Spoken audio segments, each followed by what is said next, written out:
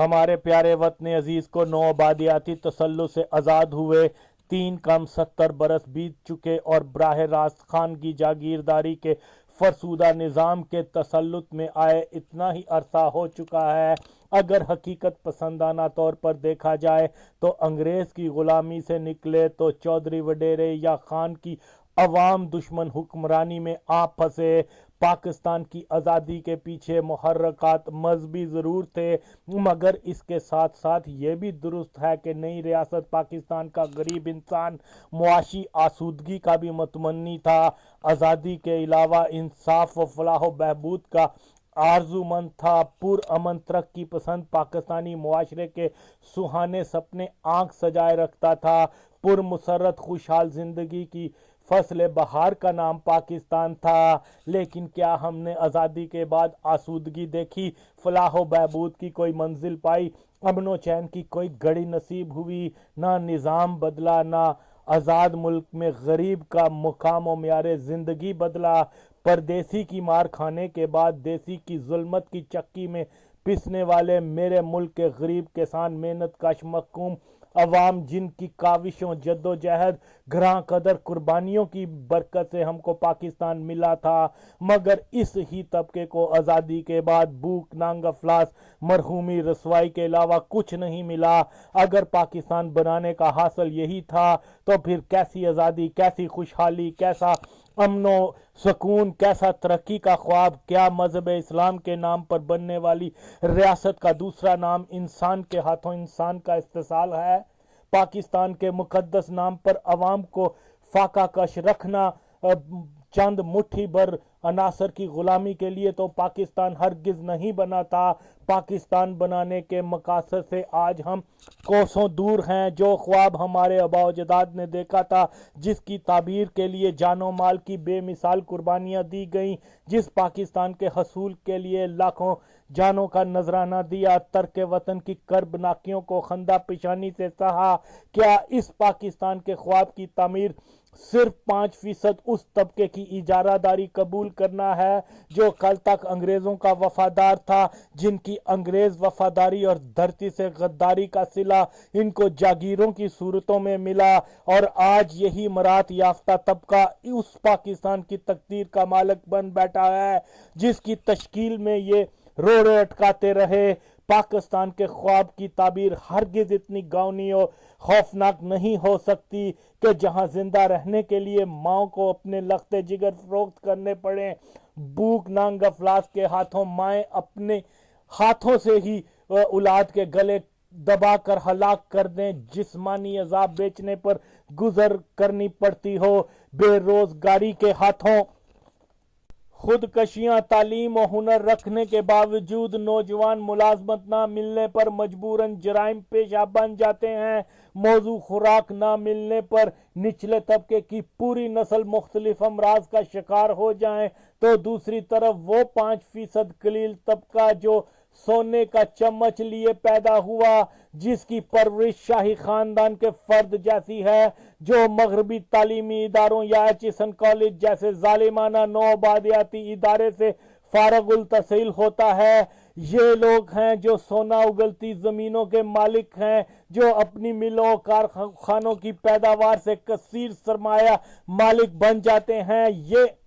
انسان دشمن طبقہ دہقان و مزدور کے خون کے پسینے کی محنت کے کارن گو اپنی کئی پشتوں کو سنوار چکے ہیں، مگر اس قدر ظالم ہیں کہ جن کی محنت کی بدولت طاقتور بنے، ان کی زندگیوں میں کوئی راحت، مسرت یا آسودگی لانے کی بجائے مزید تباہ حال کر دیتے ہیں۔ پاکستان کی بدقسمتی، اس ہی کلاس کے لوگ صاحب اقتدار ہوتے ہیں، سیاسی پارٹیوں میں ان کا غلبہ ہوتا ہے، ریاستی اداروں میں اس ہی طبقے کے نمائندے چھائے ہوئے ہیں، ان کا مزاج و کردار عوام دشمن پاکستان کے محنت کشوں کے استحصال، بدعنوانی، لوٹ مار، وطن فروشی سے بنایا مال تک یہ غدار باہر کے ممالک میں آزادی سے لے جاتے ہیں، مگر کوئی پوچھنے والا نہیں کہ خدا کی قسم پاکستان ہرگز اس لیے نہیں بنا تھا۔ اس مفاد پرست بے حس و ظالم طبقے نے ملک کو ہمیشہ کمزور سے کمزور تر کیا، کبھی قومیت لسانیت کے نام پر انہوں نے غریب عوام کو لڑایا تو کبھی مذہب کی آڑ میں قوم کو تقسیم کیا کہ جب تک لوگ ان مسائل میں الجھتے رہیں گے مراد یافتہ طبقے کے مفادات کو کوئی آنچ نہیں۔ اس طبقے نے اپنے مفادات پر خدا داد مملکت کو داؤ پر لگا دیا ہے اور پاکستان میں ہر کسی ضیاء جیسے سامراجی گماشتے رجت پسند عوام دشمن صاحب اقتدار کو اس ہی غدار طبقے نے مضبوط کیا، دوام بخشا، جس کی وجہ سے ہمارا ملک آج فرقہ واریت کی آگ میں جل رہا ہے، وہابی خودکش بمباروں کی زد میں ہے، مذہب کے نام پر بننے والی ریاست کو مذہب کی ہی بنیاد پر کھوکھلا کر رکھ دیا گیا ہے۔ عدم استحکام، بدامنی، کرپشن، ظہیر اندوزی، سیاست کو مال بنانے کا ذریعہ، جمہوریت کے نام پر غریب عوام کو فریب دیا جانا اسی طبقے کے لگائے ناصور ہیں۔ یہی وجہ ہے کہ ضیاء اور اس کے بعد سبھی اہل اقتدار نے عوامی طاقت کی بجائے امریکہ، دیوبندی مولوی اور مراد یافتہ طبقے کے مفادات کے لیے کام کیا اور پاکستان اپنی تشکیل کے مقاصد سے دور تر ہوتا چلا گیا۔ جیسا کہ 70 میں پاکستان اپنی تاریخ کے بدترین بحران سے دوچار ہوا اور سقوط ڈھاکہ کے بعد باقی ماندہ پاکستان کی سلامتی بھی داؤ پر لگ چکی ہوئی تھی، پوری قوم مایوسیوں کی تاریکی میں ڈوب چکی تھی، مگر خوش قسمتی کے اس مرحلے پر ایک نظریاتی عوام دوست ترقی پسند غریبوں کے حقوق کی ترجمان سامراج دشمن پارٹی ملک میں برسر اقتدار آ چکی تھی، جس کی عظیم انقلابی قیادت نے بھرپور محنت، لگن اور جذبہ حب الوطنی سے پاکستان کو ایک منجدار سے نکالنے کا عظیم کارنامہ انجام دیا۔ قوموں کی تقدیریں اس وقت تک نہیں بدلتی جب تک ان میں کوئی انقلابی جماعت اور نیک نیت، ایماندار، مخلص، محنتی، دھرتی اور اس کے باشندوں سے محبت کرنے والی قیادت موجود نہ ہو۔ اس لیے ہم دیکھ چکے کہ پاکستان پیپلز پارٹی جو عوام دوست نظریات سے لیس تھی، غریبوں کے حقوق کے لیے آواز اٹھانے والی تھی، مرحوم طبقے کے لیے لڑنے والی تھی، ریاستی دولت کی مساوی تقسیم کی حامی، پاکستان کے پسے ہوئے مظلوم طبقے کو سیاسی شعور اور سر بلند کر کے جینے کا درس دینے والی، نوآبادیاتی سامراجی نظام کی مخالف تھی، ملک کی دولت پر قابض، ملک کے وسائل پر قابض، 303 خاندانوں کو بے نقاب کر کے ان سے لوٹی ہوئی دولت واپس لینے کا عظیم کارنامہ انجام دیا۔ چند خاندانوں سے لوٹی ہوئی دولت قومی خزانے میں واپس لانا ایک بہت بڑا کارنامہ تھا، اور جیسے ہی پاکستان پیپلز پارٹی اپنے منشور پر چلتے ہوئے ملک کے بدترین بحران پر قابو پانے میں کامیاب ہو گئی، اس وقت سے ہی پاکستان دشمن خارجی اور داخلی قوتوں نے سازشیں شروع کر دیں کہ کسی طرح سے پیپلز پارٹی کو انقلابی راستے سے، انقلابی ساتھیوں سے دور کر دیا جائے، کہ جب تک نظریاتی اور ترقی پسند عناصر و عوامل کا غلبہ رہے گا، ملک و قوم دشمن ٹولے کو کامیابی نہیں مل سکے گی۔ پاکستان جو اپنی تمام تر رکاوٹوں اور مشکلات کے باوجود ایک صحیح سمت کی طرف جا رہا تھا، ایک انقلابی سوچ سے بے شمار عوام دوست اصلاحات ہوئی، ترقی پسند دانشور انقلاب لانے کے لیے مارکسی نظریے پر مدتوں بحث کرتا رہا، مگر پاکستان پیپلز پارٹی نے عملی طور پر تبدیلی کی بنیاد فراہم کی۔ قوم کو بھولنا نہیں چاہیے کہ کن حالات کٹن مراحل کو طے کر کے پاکستان پیپلز پارٹی نے تاریخی بحران سے ملک کو نکالا، کہ یاد رہے کہ پاکستان کا حال ایک ایسے زخمی اور لاغر بیڑ کے بچے کی مانند ہو چکا تھا جو کسی ویران جزیرے میں پھنسا ہو اور آسمان پر بھوکے گدھ، دریا میں مگرمچھ اس کو دبوچنے کے منتظر ہو۔ آج 40 برسوں کے بعد کہا جاتا ہے کہ جی پیپلز پارٹی دور میں قوم پرستوں کے خلاف آپریشن غلطی تھی، مگر وہ یہ بھول جاتے ہیں کہ سامراجی طاقتوں نے بنگلہ دیش بن جانے کے بعد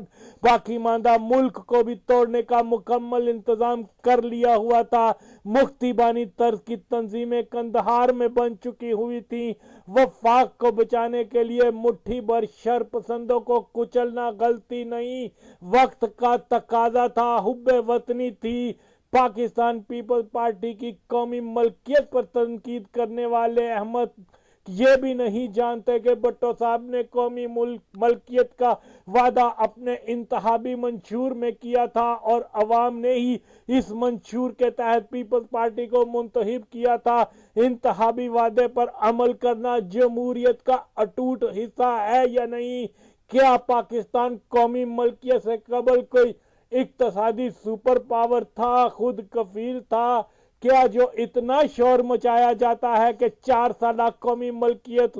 اور ملک کی صنعت کو تباہ کر دیے جانے کا الزام، تو پھر 64 سالہ ذاتی ملکیت نے بھی تو پاکستان کو کچھ نہیں دیا۔ اور ویسے بھی 1970 کے انتخابات میں سوشلزم کے اصولوں کی بنیاد پر تبدیلی لانے کا جامع پروگرام دیا گیا تھا۔ جس تبدیلی کا وعدہ کیا گیا اس کا راستہ بھی بتایا گیا۔ آج تبدیلی کا نام لیا جاتا ہے، مگر تبدیلی کیسی؟ چہرے کی تبدیلی یا فرسودہ نظام کو ختم کر کے عوام دوست تبدیلی لانی ہے؟ کیا سوشلسٹ اصلاحات کے ذریعے یا پھر سرمایہ داری نظام کے ذریعے تبدیلی کا کوئی دستور نہ طریقہ کہ تبدیلی نہ ہو گئی جیسے کوئی پالتو بلی ہو گئی جسے جہاں چاہے لے جاؤ؟ دولت کی مساوی تقسیم کے بغیر تبدیلی ممکن نہیں، اور تقسیم کا اصول ایک ہی ہے کہ پیداواری ذرائع پر ایک انقلابی ریاست کی اجارہ داری قائم ہو جہاں سے دولت کی تقسیم کی مساوات قائم کی جا سکے، اور ایسی تبدیلی فقط سوشلسٹ اصلاحات سے ہی ممکن ہے۔ سوشلزم ایسے نظام کا نام ہے جس میں محنت کے مطابق معاوضہ دیا جائے۔ وہابی مولوی امریکہ کے کہنے پر اس نظام کو لاکھ کفریہ کہے، مگر محنت کے مطابق معاوضہ دینے کی وکالت تو خود اسلام بھی کرتا ہے، جبکہ سرمایہ داری نظام جو بنیاد ہی سود پر کرتا ہے قطعی غیر اسلامی ہے۔ مگر آج کے مولوی و مودودی کافر کے ماننے والے اس نظام کی وکالت کرنے میں ہمیشہ پیش رہے ہیں۔ آج تبدیلی لانے کا وعدہ کرنے والے سوشلزم کے مفہوم تک کو نہیں جانتے، مگر انقلابی تبدیلی لانے کے جھوٹے دلاسے دے رہے ہیں۔ حقیقی عوام دوست تبدیلی ترقی پسند نظریاتی سوچ کی حامل جماعت اور اس کی انقلابی قیادت نچلے طبقے کو ہراول دستہ بنا کر ہی لا سکتی ہے، لیکن کیونکہ اس وقت پاکستان میں نظریاتی جماعتوں کا فقدان اور ترقی پسند عناصر کا غیر متحرک ہونا غیر نظریاتی جماعتوں کے لیے میدان خالی کر کے بے بس غریب عوام کو تنہا چھوڑنا غداری کے مترادف ہے۔ اس لیے وقت و حالات و ملک کی بقا غریب عوام کے حقوق کے لیے ایک فعال نظریاتی جماعت کی تشکیل انتہائی لازم ہے۔ جیسا کہ پاکستان میں رجعت پسند قوتوں نے 1977 میں ایک ایسا ملک جو ترقی و خوشحالی کی منزل کی طرف گامزن ہو چکا تھا، مگر ایک انقلابی حکومت کا تختہ الٹا کر پاکستان کو اتنے برے طریقے سے انارکی اور پستی کی جانب دھکیل دیا کہ 35 سال سے زائد مدت ہونے کو آئی ہے، مگر وطن عزیز اس کے منفی اثرات سے ابھی تک نکل نہیں سکا۔ یاد رکھیں کہ نہ صرف پاکستان بلکہ اسلامی دنیا کی تقدیر بدلنے جا رہی تھی، مگر افسوس کہ اسلام کے نام لیوا عناصر نے ہی ایک تاریخی خیانت کی، جس کی وجہ سے پاکستان ایک بہت بڑی طاقت بننے کی بجائے داخلی و خارجی انتشار کی زد میں ٹوٹ پوٹ کا شکار ہو کر ایک زوال پذیر ریاست بنتا چلا جا رہا ہے۔ ذوالفقار علی بھٹو شہید کی قیادت میں پاکستان پیپلز پارٹی نے مایوس و نا امید قوم کو جو سب سے بڑی قوت بخشی، وہ ایک نئے اجتماعی مفاد، سماج کے رجحان اور پیداواری وسائل پر چند افراد کی بالادستی کو ختم کرنے کے نظریے کی طاقت تھی، ہر وہ معاشرہ جو قومی مفادات کی بجائے انفرادی مفاد کی طرف مائل ہو جاتا ہے تو ایسے معاشرے میں بدعنوانی سرایت کر جاتی ہے۔ سامراج نے جس قوم کو بھی زیر کرنا ہوتا ہے تو اس قوم میں اجتماعی سوچ کو ختم کر کے انفرادی مفاد کی طرف مائل کر دیتا ہے۔ ضیاء کیونکہ سامراج کا ایک ایجنٹ ان کا کاسا لیس تھا، اس کے دور میں جہاں بے شمار برائیوں کو پروان چڑھایا گیا وہاں انفرادیت کی سوچ سب سے زیادہ مضر ثابت ہوئی کہ آج قومی مفاد کی بجائے اپنے مفاد کی ترجیح ہماری پہچان بن چکی ہے۔ بھٹو صاحب کے دور میں پاکستان کے منتشر عوام کو جدوجہد کرو گے، محنت کرو گے، لڑو گے، ملک و قوم کی خدمت کرو گے کی ایک اجتماعی سوچ پر متحد کیا گیا اور بلا شبہ پاکستان کے عوام نے اس سوچ کا دل و جان سے ساتھ دیا۔ ہر طرف سے خطرات میں گری لرزاں قوم ایک بار پھر سرخرو ہونے توانا پاکستان کی تعمیر میں لگ گئی۔ بدقسمتی سے پاکستان آج پھر سے 70 جیسی صورتحال بلکہ اس سے بدتر صورتحال سے دوچار ہے۔ ہمسایہ ممالک کے پاکستان کو توڑنے کے تیور ملک میں افراتفری، بد امنی، بدترین مہنگائی، شرح غربت میں بڑھتا اضافہ، کرپشن، توانائی بحران، قوم پرستی، لسانی تعصب، روز بروز بڑھتی فرقہ واریت اور پاکستان کے لیے ان سب سے زیادہ مخلق اور خطرناک وار داخلی مذہبی دہشت گردی اور جہاد کے نام پر بین الاقوامی دہشت گردی کی وہ لہر ہے جو اب تک لاکھوں بے گناہ انسانوں کی جان لے چکی اور بہت سے اسلامی ممالک کے ریاستی ڈھانچے کو نیست و نابود کر کے اب ہمارے ملک میں بھی پوری شدت سے حملہ آور ہونے جا رہی ہے۔ اور بدقسمتی سے موجودہ دور میں نہ کوئی ایسی سیاسی جماعت، شخصیت اور نہ کوئی عسکری لیڈرشپ ایسی ابھی تک منظر عام پر آئی ہے جو ملک عزیز کو اس بدترین بحران سے نکال سکنے کے قابل ہو۔ لیکن خوش عین امر یہ ہے کہ پاکستان کو 70 کے اندھیروں سے نکال روشنی کی جانب گامزن کرنے والی سوچ الحمدللہ آج بھی موجود ہے۔ ایسے عناصر آج بھی اپنی پختہ نظریاتی وابستگی کے ساتھ سرگرم عمل ہونے کے لیے ہمہ وقت تیار ہیں، جن کو ماضی میں وطن دشمن، رجعت پسند، سامراجی گماشتوں نے قصدن نظر انداز کر کے پاکستان سے صحت مند سیاسی اور نظریاتی رجحان کی بیج کنی شروع کر دی تھی، جس کے نتیجے میں ایک طرف تو پیپلز پارٹی کی عوامی مقبولیت میں کمی ہوئی تو دوسری طرف ملک کی سیاست و ایوان اقتدار میں عوام دشمن عناصر مکمل طور پر چھا گئے۔ بدعنوانی شیوا سیاست بنا اور میرا ملک خراب سے خراب تر ہوتا چلا گیا۔ آج پاکستان کو نواز شریف، بلاول یا کپتان کی ضرورت نہیں بلکہ ان افکار کی ضرورت ہے جن کی روشنی میں پاکستان کو ترقی کی منزل پر گامزن کیا تھا، غریب کو اس ملک میں جینے کا حق دیا، پاکستان کو ایٹمی قوت بنانے کا آغاز کیا، پاکستان کو اسلامی اور تیسری دنیا کا لیڈر بنایا، ہاریوں کو جاگیرداروں کے خلاف اپنے حقوق کے لیے لڑنا سکھایا، مزدور کو سرمایہ دار کے استحصال سے نجات کا راستہ دکھایا، گرتی معیشت کو سنبھالا دیا، سب سے بڑھ کر پاکستان کے وفاق کو قائم و دائم رکھا۔ آج بھی اگر کوئی دنیاوی طاقت پاکستان کو مشکلات سے نکال سکتی ہے تو وہ صرف اور صرف 1970 کی نظریاتی پیپلز پارٹی ہی ہے۔ باقی کوئی سیاسی جماعت ایسی نہیں جو ملک کی حیثیت کی حامل ہو، جس کی جڑیں پورے ملک میں پھیلی ہو۔ یہ وقت کی ضرورت ہے کہ پرانی پیپلز پارٹی کو یعنی اصلی پیپلز پارٹی کو پھر سے زندہ کیا جائے۔ پیپلز پارٹی فنا نہیں ہوئی، منتشر ہوئی ہے، جس پارٹی کی بنیادوں میں وطن دوست شہیدوں کے خون کی آمیزش ہو، پاکستان کی بقا کے لیے، غریب عوام کے حقوق کے لیے سامراجی ایجنٹوں سے ٹکر لے، اپنی جانیں نثار کر بے مثال قربانیاں دی ہوں، وہ پارٹی کبھی فنا نہیں ہو سکتی۔ ضیاء اپنے سامراجی آقا، عوام دشمن عناصر، رجعت پسند مولویوں کی مدد کے باوجود پیپل پارٹی کو ختم نہیں کر سکا تھا، کیونکہ اس کی جڑیں عوام میں تھیں۔ دلوں پہ راج کرنے والی بھٹو کی پارٹی کو پاکستان سے کبھی بھی ختم نہیں کیا جا سکتا، چاہے بے ضمیر یا زرداری وغیرہ نے بہت کوششیں کی کہ عوام پارٹی کو ایک استحصالی پارٹی بنا کر رکھ دیا جائے، مگر یاد رکھیں یہ پارٹی کسی خاندان کی وراثت نہیں، بلکہ بھٹو شہید کے بقول غریب عوام ہی اس کے وارث ہیں۔